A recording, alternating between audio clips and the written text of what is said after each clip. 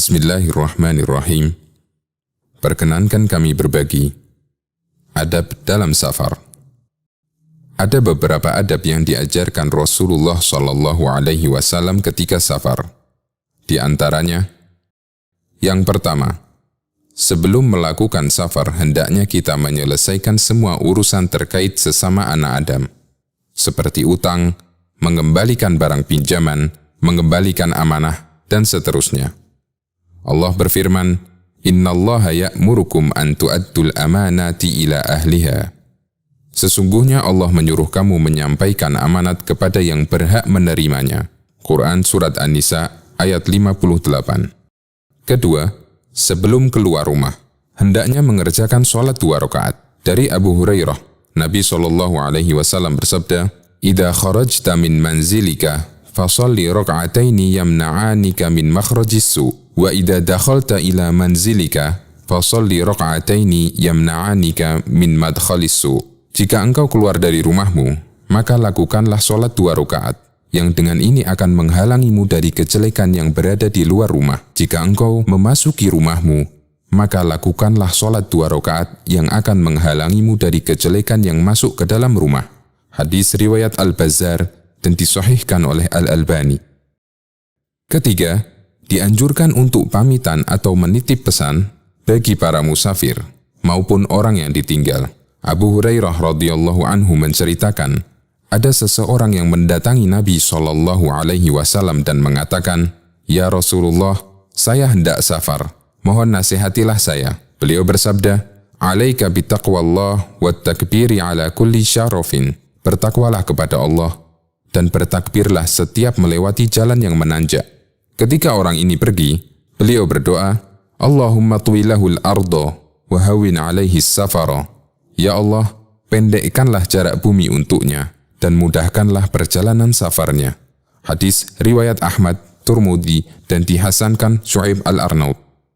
Di antara pesan yang disampaikan Rasulullah SAW bagi orang yang hendak safar, "Astaudi'ullaha dinaka wa amanataka wa khawatima amalika." Aku titipkan kepada Allah agamamu, amanahmu, dan ujung akhir amalmu.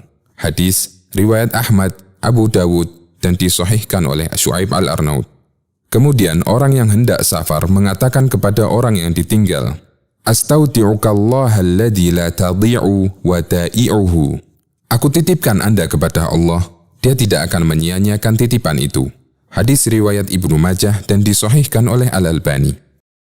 Keempat, lakukanlah safar bersama rombongan dan tidak sendirian.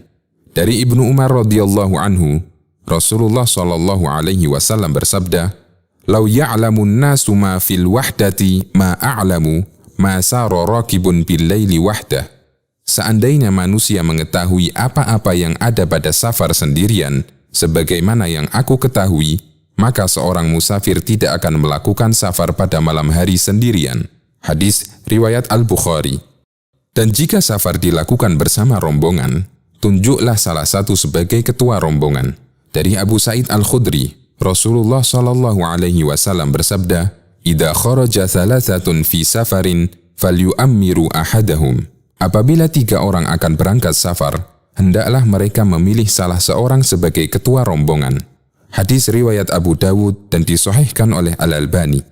Kelima, jika tidak mendesak, dianjurkan memulai berangkat safar di hari Kamis. Ka'ab bin Malik radhiyallahu anhu menceritakan, "Aqallu ma kana Rasulullah sallallahu alaihi wasallam yakhruju idza arada safaran illa yaumal khamis." Jarang sekali Rasulullah sallallahu alaihi wasallam mulai melakukan safar di selain hari Kamis. Hadis riwayat Ahmad, Ad-Darimi, dan disahihkan oleh Syu'aib Al-Arnaud. Keenam, hindari musik atau membawa anjing ketika safar, karena malaikat tidak akan menyertainya. Dari Abu Hurairah radhiyallahu anhu, Rasulullah SAW bersabda, "La tashabul malaikatu rufqatan fiha kalbun wala jarasun." Sesungguhnya malaikat tidak akan menyertai rombongan yang di dalamnya ada anjing atau lonceng. Hadis riwayat Muslim, Abu Dawud, dan yang lainnya. Ketujuh, disunnahkan bagi musafir untuk berjalan pada malam hari. Dari Anas bin Malik radhiyallahu anhu, Rasulullah SAW bersabda, "Alaikum bil tuljati, fa innal arda tutwa bil-lail. Hendaklah kalian melakukan perjalanan pada malam hari tatkala safar, karena bumi ketika itu dilipat atau dipendekkan pada malam hari. Hadis riwayat Abu Dawud dan disahihkan oleh Al-Albani. Kedelapan, memperbanyak doa ketika safar, karena doa musafir itu mustajab. Dari Anas bin Malik radhiyallahu anhu, Rasulullah sallallahu alaihi wasallam bersabda, "Thalathu da'watin la turad, da'watul walidi wa da'watul shaimi wa da'watul musafir." 3 doa yang tidak akan ditolak. Doa orang tua untuk anaknya, doa orang yang sedang berpuasa, dan doa orang yang sedang safar. Hadis riwayat Al-Baihaqi dan disahihkan oleh Al-Albani. Kesembilan, selama safar dianjurkan untuk mengqashar solat dan meninggalkan semua solat rawatib selain qabliyah subuh. Ibnu Umar menceritakan, "Inni sahibtu Rasulullah sallallahu alaihi wasallam fi safar, falam yazid ala rak'ataini hatta qabadahu Allah, wa sahibtu Abu Bakrin falam yazid ala rak'ataini hatta qabadahu Allah." Saya pernah menyertai Rasulullah sallallahu alaihi wasallam ketika safar. Beliau tidak sholat lebih dari 2 rakaat hingga Allah mewafatkan beliau.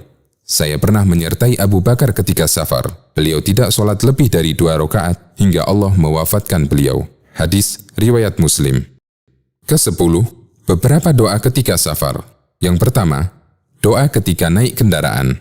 Bismillah, Alhamdulillah, Subhanalladzi sakhkhara lana hadza wa ma kunna lahu muqrinin, wa inna ila rabbina lamunqalibun. Alhamdulillah, Alhamdulillah, Alhamdulillah.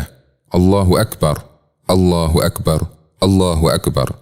Subhanaka inni qad zalamtu nafsi faghfirli, fa innahu la yaghfiru dzunuba illa ant. Maha suci Engkau, sesungguhnya aku telah menzalimi diriku sendiri, maka ampunilah aku, karena tidak ada yang mengampuni dosa-dosa selain Engkau. Bacaan di atas disebutkan dalam hadis riwayat Ahmad, Abu Dawud, Turmudi, dan disahihkan oleh Syu'aib Al-Arnaud. Yang kedua, doa ketika mulai perjalanan. Allahumma inna nas'aluka fi safarina hadal birra wat taqwa, wa minal amali ma tarda. Allahumma hawwin alaina safarana hada, watwi anna bu'dahu. Allahumma antas sahibu fis safar, wal khalifatu fil ahl. Allahumma inni a'udhu bika min wa'tha'is safar, wa ka'abatil manzar, wa su'il munqalabi fil mali wal ahl. Ya Allah, sesungguhnya kami memohon kepadamu kebaikan, ketakwaan, dan amal yang Engkau ridhoi dalam safar ini.